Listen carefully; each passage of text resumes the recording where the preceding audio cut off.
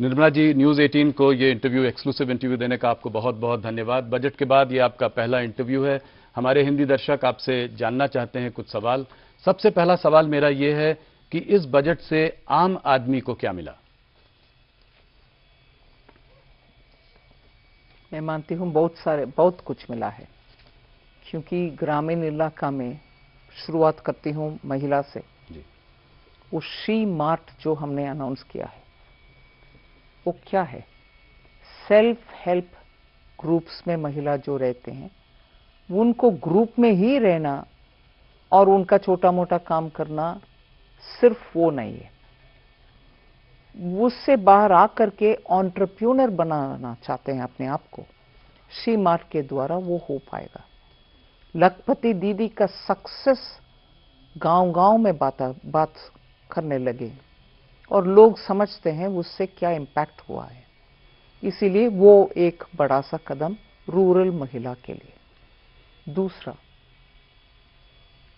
जहां हम मछुआरे और ऑल्सो एनिमल हस्बेंड्री के लिए सपोर्ट दे रहे हैं जी, उधर महिला ज्यादातर काम करती हैं, कम से कम समुद्र तट पर जो फिशरमैन रहते हैं उनके परिवारों में। मैं इतना इनलैंड वाटरवेज के बगल में जो नॉर्थ इंडिया में तालाब में, नदी में मछुआरे रहते हैं, निषाद लोग रहते हैं, उन एग्जाम्पल को नहीं लेते हुए बोल रही हूँ। पकड़कर समुद्र से मछली ले आने के बाद महिला प्रोसेस करते हैं उनका। महिला ही उसका साफ सुथरा करके गांव में जाकर के सेल करते हैं। मगर आजकल बहुत सारे एनजीओस आए हैं, उनके द्वारा भी उनका आज प्रोसेसिंग हाई लेवल में करके ब्रांड के साथ सेल करने का प्रयत्न भी चल रही है। सो उसमें मछुआरे फैमिलीज में महिला जो है उनका भी एक योगदान है। मैं इनलैंड वाटरवेज के जब बात करती हूँ, जो Orissa, mineral rich belts, Jharkhand उधर और बंगाल से होती है, उस इलाके में, और जब 500 तालाब को पुनर्निर्माण करने के लिए हम बात करते हैं, ये सब रूरल इकोनॉमी को बढ़ावा देने के लिए ही सॉल्यूशन है। उससे रूरल इकोनॉमी का सिचुएशन इंप्रूव होगा। युवा के लिए, ग्रामीण युवा के लिए ही डिस्ट्रिक्ट में 1 मिनट पहले आपको एक्सप्लेन कर रही थी, एआई ट्रेनिंग युवा के लिए कैसे मिल पाएगा, सरकार उसमें कैसे इन्वेस्टमेंट कर रही है। लड़कियां लड़कों को उधर ही बेनिफिट एआई सीखने के लिए। और साइंस एजुकेशन में महिला आने में दिक्कत इसीलिए होता है कि उनका रहने का व्यवस्था नहीं होता जी। हर एक डिस्ट्रिक्ट में, जिला में एक महिला हॉस्टल बनाने का ये काम जो अनाउंसमेंट हुआ कल बजट में, वो रूरल महिला के लिए, रूरल लड़कियां जो कॉलेज में आने के लिए। एक और बात जोड़ती हूँ, वो बड़ा सा एक अनाउंसमेंट है। एलाइड हेल्थ वर्कर्स, मतलब आप नर्स हो सकते हैं, फिजियोथेरेपिस्ट हो सकते हैं, होम में आकर के केयर करने वाले मेडिकल छोटा सा पैरामेडिक हो सकते हैं, या फिजियोथेरेपी करने वाले हो सकते हैं, या आप साइकेट्री में ट्रेनिंग लेने वाले हो सकते हैं।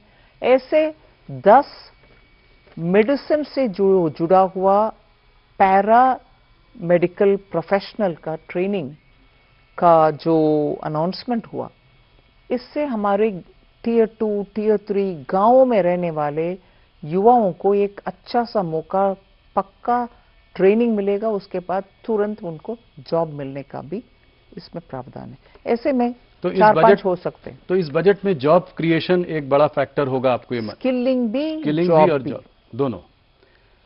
मार्केट्स कल थोड़ा सा नीचे थे क्योंकि आपने एसटीटी टैक्स थोड़ा सा बढ़ाया स्पेकुलेटिव एक्टिविटी को कम करने के लिए।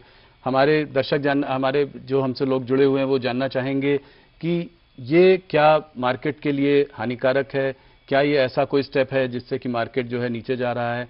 इस पर थोड़ा सा एक क्लैरिफिकेशन आप दे सकती हैं। कल वो बात था, मगर आज मार्केट वापस ऊपर आया।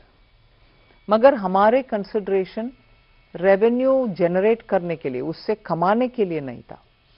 हम इसीलिए किए कि सभी एसटीटी के ऊपर कोई कुछ परिवर्तन नहीं लिया है, जी सिर्फ एसटीटी ऑन ऑप्शंस ट्रेडिंग और फ्यूचर्स ट्रेडिंग के लिए लिया। इसमें मुझे हिंदी में सही बोल रही हूं कि नहीं मालूम, सट्टा बाजार जैसे उसमें जो स्पेकुलेटिव एक्टिविटी होता है उसको उसी के ऊपर रोकथाम के लिए ही हमने ये लगाए। जी, सोने और चांदी की कीमत बढ़ती जा रही है। पिछले एक साल में 80% गोल्ड बढ़ा है, चांदी भी 250% बढ़ा है। हमारे दर्शक जानना चाहेंगे आपसे कि ये ट्रेंड की क्या वजह है और आगे इस ट्रेंड को आप कैसे देखती हैं? वजह यह है कि दुनिया भर के अनसर्टनिटी, युद्ध चल रहा है, टैरिफ वॉर चल रहा है, जहां से आप इंपोर्ट, भारत देश में सोने का खजाना कुछ नहीं है तो इतना एक्सप्लोरेशन भी होता नहीं है, और पुराने जमाने के गोल्ड माइंस जो कोलार था, डायमंड के लिए पन्ना मध्य प्रदेश में, इन सब में अभी प्रोडक्शन लगातार नहीं के बराबर आ गया है। सो हर एक ग्राम गोल्ड इस देश में इंपोर्ट की वजह से ही आता है जी। सो विदेश में अगर उसका डिमांड बढ़ गए या उसका प्रोडक्शन कम हो गए, दाम बढ़ गए, क्योंकि वो उधर से इधर आता है, इसलिए उसका। एक आखिरी सवाल, हमारे दर्शक ये जानना चाहेंगे कि कीमतें बढ़ेंगी इस देश में आने वाले समय में या कम होंगी? कीमतों के दर में क्या? पिछले 2 साल से हम इन्फ्लेशन को कंट्रोल में रख रहे हैं जी। अभी एक आध ऐसे एक्सपर्ट्स भी बोल रहे हैं इन्फ्लेशन थोड़ा बढ़ना इकोनॉमी के लिए अच्छा होगा, आप सोच लो। जी। हम इन्फ्लेशन को एकदम नियंत्रण में रख रहे हैं, उसके कारण ही आज इकोनॉमी में सब लोग को बाहर जाकर के कुछ खरीदना है तो अफोर्डेबल प्राइसेस में मिल रहा है चीज। हम उसी रास्ते पर उसको नियंत्रण में रखें। ये जानकर सबको खुशी होगी, आपने इतनी सफाई दी इन सब चीज़ों पर। बजट का आम आदमी पर क्या असर पड़ेगा इसका भी आपने जवाब दिया। निर्मला जी, बहुत बहुत धन्यवाद हमारे संग जुड़ने के लिए, सबसे पहला इंटरव्यू बजट के बाद हमें देने के लिए। धन्यवाद राहुल जी, थैंक यू।